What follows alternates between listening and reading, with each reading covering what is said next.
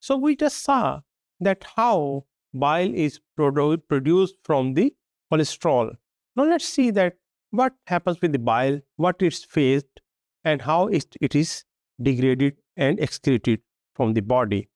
The bile acids occur in conjugated form. They conjugate with either glycine or taurine, and hence the respective conjugated salts or conjugated acids are given the names accordingly. So once we have cholesterol-based formation of the bile acids, these bile acids then react with glycine or taurine, giving rise to conjugated bile salts. The glycine to taurine ratio is 3:1. That is 3 part glycine, of course, 1 part taurine.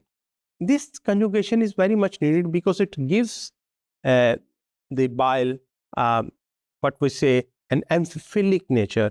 Now it's no longer a very, very hydrophobic compound. It's amphiphilic, and if something is acting both as acidic and basic characteristic, it acts a very, very strong detergent then. And of course, it's very important then in the emulsification of lipids also. So the bile salts are present in the form of conjugated form, not in the free form. People who have deficiencies in dealing with or defects in the cholesterol metabolism, they are given these conjugated forms of the bile salts to really compensate for that defect. So the bile salt is also acted upon by bacteria, as we have also seen in the case of lipid digestion. So it deconjugates the bile salts, the action of the bacteria, and it also dehydroxylate it at carbon atom number 7. As a result of this, we get the secondary bile salts like deoxycholic acid and lithocholic acid. So through the agency of the bacteria, and keep in mind, the bacteria in our body, they are not always bad thing. They do many, many very, very important functions, as you can see here also. Another very important aspect of the bile salt metabolism is that more than 95% of it is reabsorbed and recycled and then reused by the body. Very, very little, but that's only 5%, is excreted. The liver in which bile salt is formed, it secretes the bile salt, it exports the bile salt through the exporting pumps.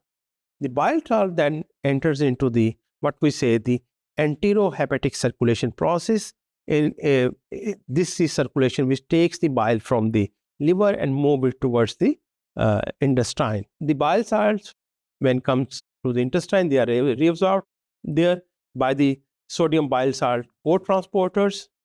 They then, once it is used over there, then it is returned to the blood and then the hepatocytes. So this transportation takes place through the albumin also. Albumin is a protein which helps in this transportation. As I have told you, the major part of the bile is actually reabsorbed. So you can see it also here that 50 to 30 grams of bile is secreted daily basis in our body. Only 0.5 gram is lost through excretion process. It shows that how important it is to maintain a concentration of this compound in the body, because it's used and reused and reused. And the function, one of the most important function which it does is, of course, the emulsification of the lipids, the digestion of the lipids. Now, there are certain questions which should have come into your mind. These are general also and specific also. What is the major use of cholesterol in your opinion? Not a difficult question, but I want you to really ponder on it. If 95% of the cholesterol products are reabsorbed and only 5% is excreted, why not the same thing happen with other compounds also?